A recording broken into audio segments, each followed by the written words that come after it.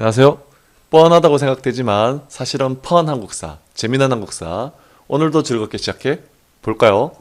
오늘은 고려 문벌귀족사의 발전과 동요를 이자경과 묘총을 중심으로 살펴볼까 합니다.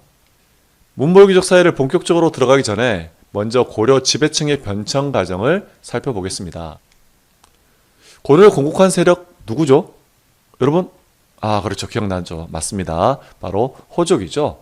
이후에 육도품 출신 유학자들도 많이 참여하게 됩니다. 이제 이들이 하나의 체계로 정리된 문벌귀족이 지배 세력으로 뒤이어 등장합니다. 다음 단계는 무신정변 이후에 무신 집권 시기가 있었고요. 그 끝 무렵에 몽골이 쳐들어왔죠. 그 원이 침략하고 간섭하던 시기에 그들을 등에 업고 건문세족이 나타나기도 했죠.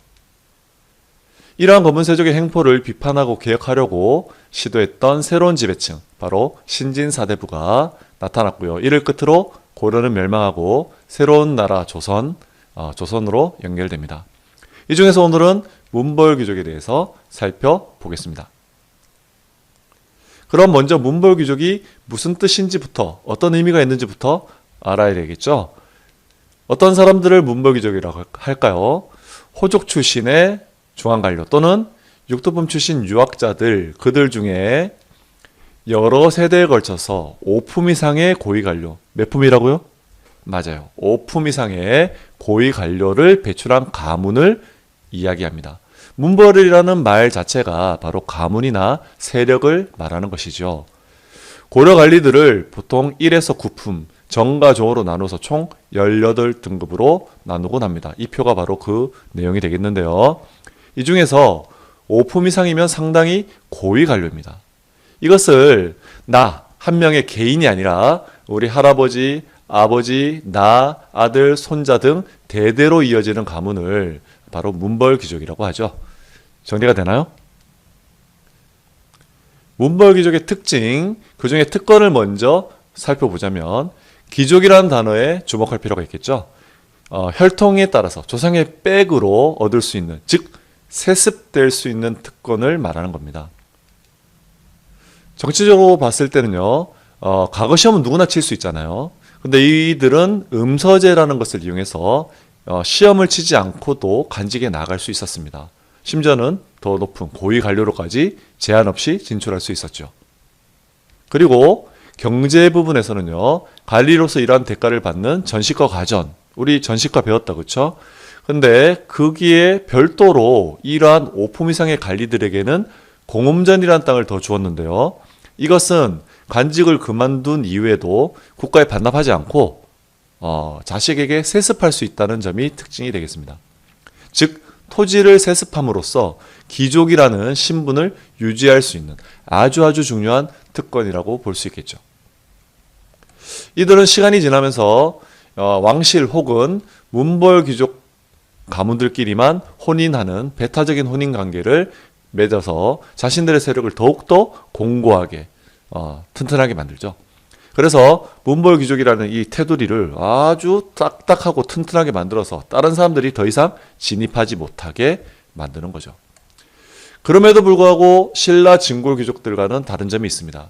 수많은 귀족적인 특권이 있잖아요. 그렇지만 한편으로는 과거 시험을 시행해서 능력도 중요시했다는 점에서 그 이전 진골, 신라 진골과는 다른 좀 더 개방적인 사회였다는 걸 보여준다는 점이 차이점이라고 할 수 있겠습니다. 언제나 왕은 바로 밑에 지배층과 권력을 두고 경쟁하는 사이죠. 왕은 언제나 이들을 누르려고 하고 이들 또한 왕을 견제하려고 합니다. 이 모습이 마치 시소를 탄 것처럼 그렇게 표현될 수 있겠거든요. 신라 때는 이 왕 옆에 진골귀족이 있었고요.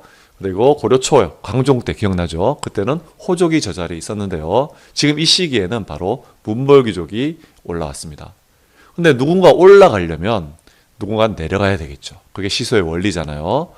문벌귀족 사회가 오래 지속되면 이 둘 중에 왕과 문벌귀족 중에 어느 쪽이 더 올라갈 가능성이 높을까요? 맞아요.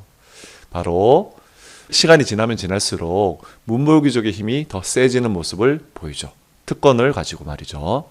왕은 이러한 문벌귀족을 잡고 싶었을 것입니다.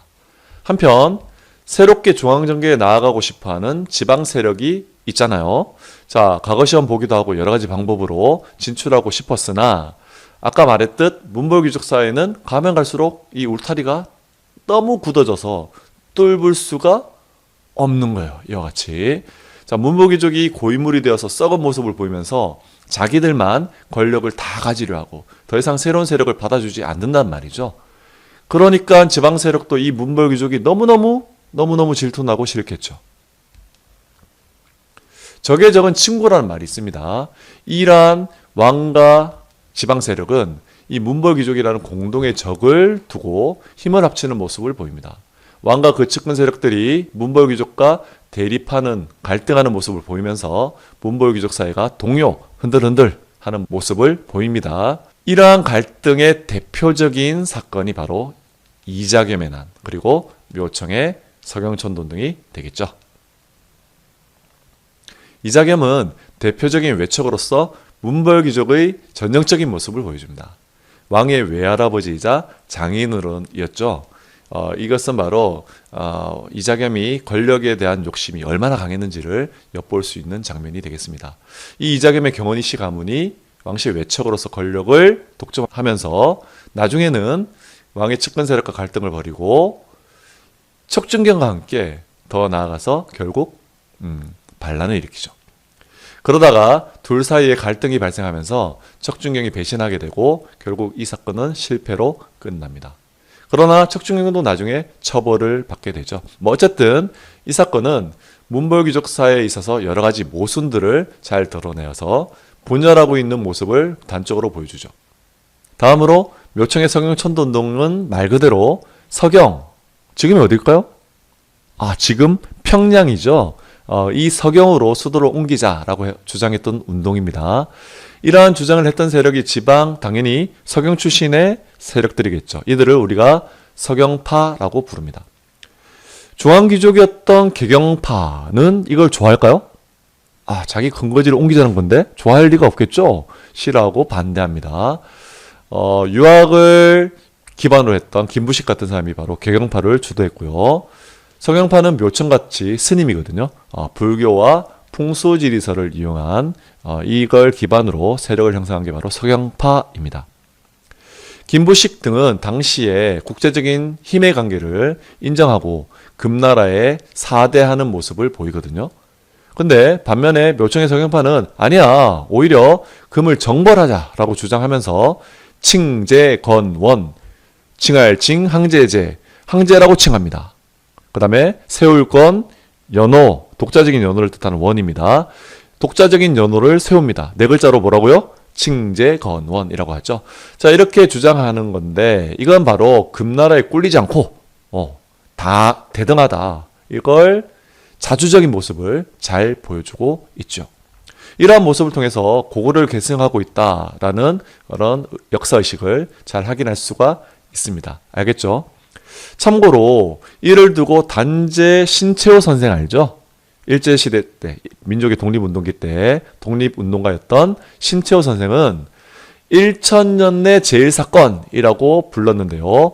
이것은 바로 1000년 동안 있었던 사건들 중에 제일 중요한 사건이야 라고 얘기했던 거죠. 그 이유는 사대를 주장했던 김부식 일파가 승리한 이후에 우리 역사가 자주적인 기풍이 무너지고 나약한 사대주의로 전락하게 만들었다라고 의미를 부여했기 때문입니다. 그래서 이 묘청의 서경천운동의 실패를 상당히 안타까워하는 모습을 보여주기도 합니다. 신채호 기억할 수 있겠죠. 어쨌든 서경천운동은 실패로 끝났고 묘청 등이 반란을 일으켰다. 대의국을 세웠죠. 자, 김부식이 1년 만에 진압을 했고요. 결국 문벌귀족 사회의 모순이 심화되는 모습 보이죠. 어쨌든 이자겸의 난과 묘청의 서경천운동을 겪으면서 문벌귀족 사회는 더욱더 권력을 놓고 얼마나 추악해질 수 있는지 그 끝을 잘 보여주었습니다. 왕과 지방 세력은 문벌귀족의 상대가 되지 못했죠. 이러한 상황에서 문벌귀족은 더욱더 기고만장해서 아무것도 눈에 보이지 않고 거리낌도 없이 행포를 막 부리는 모습을 보입니다. 백성을 수탈하고요. 무신들을 차별하죠. 그러다가 무신정변을 계기로 몰락하는 결과로 이어집니다. 이렇게 끝이 났죠. 오늘 배운 사건의 주요 용어, 키워드들을 정리해 보았습니다. 한번 확인하면서 복습하는 시간을 가지도록 하세요. 오늘 고생 많았고요. 다음 시간에 만나요. 안녕.